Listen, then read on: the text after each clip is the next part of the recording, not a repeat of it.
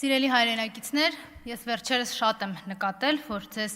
անդադար ասում են, որ աշխարհն էլ առաջվանը չէ, ամեն ինչ փոխվել է, եւ ձեր կյանքում տեղ գտած վախը, անկայունությունն ու անորոշությունը փորձում են ձևակերպել, թաքցնել հենց այսպիսի ձևակերպումների ներքո։ Բայց ես ձեզ պիտի խնդրեմ, որ դուք չզարմանաք եւ ընդամենը մի պահ լսեք այն միտքը, որ աշխարհը մեծապես սիրելի հայրենակիցներ շարունակում է նույնը մնալ։ Այո, շարունակում է նույնը մնալ, նույն անդադար պտտվող շահերն են, ուժերը, շարունակում է նույնը մնալ, որտեղ կեղծավոր ստանդարտներն են, մարդու կյանքի եւ իրավունքների նկատմամբ հարաբերական վերաբերմունքը,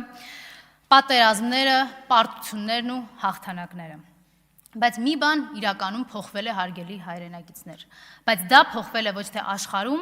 այլ մեր երկրում, ավելի կոնկրետ իշխանությունում։ Դուք առաջ, հարգելի հայրենակիցներ, պատկանում էիք աշխարհի այն հատվածին, որտեղ շատ կոնկրետ իրողություններ կային։ Հաղթած ղեկավար, հաղթած ժողովուրդ, իրեն պաշտպանող ու հաղթած բանակ, ու այդ միասնությունն ու ամբողջությունը, որը շարժվում էր ազգային ինքնության եւ նպատակների ճանապարհով։ Այդ պետությունում ահաբեկիչները հայ առաքելական եկեղեցուն ծառայող սրբազաններն ու հոգևորականները չէին հռչակվում, այլ մեր հայրենիքի սահմանները խախտել փորձող դիվերսանտներ, ովքեր իհարկե այդ դիվերսիայի համար պատժվում էին։ Այդ պետությունում քաղաքացիական դիրքորոշումը կալանքի հիմք չէր ամենևին, կամ հայոց ցեղասպանություն, Արարատ բառերն արտասանելը չէր դառնում ասֆալտին փռվելու հիմնավոր էություն, այլ ընդհակառակը բովանդակություն էր իր ինքնությամբ ու պատմությամբ։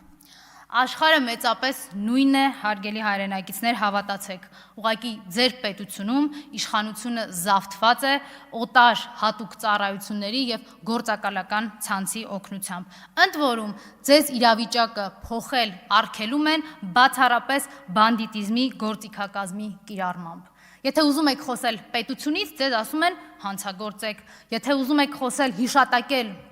հայրենիքը, ձեզ ասում են ագրեսոր եք, ձեզ անգամ պատրաստ են ասել, որ դուք պիղծ եք, եթե որոշել եք կանգնել հայ առաքելական եկեղեցու կողքին, այլ ոչ թե միանալ օրինակ Նիկոլի սեկտային։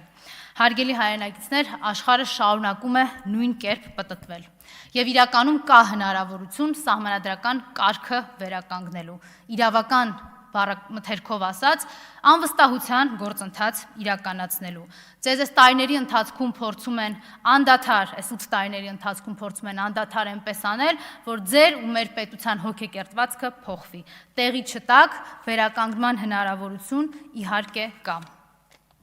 Շնորհակալություն, Տիկին Մկրտչյան, հաջորդը ելույթ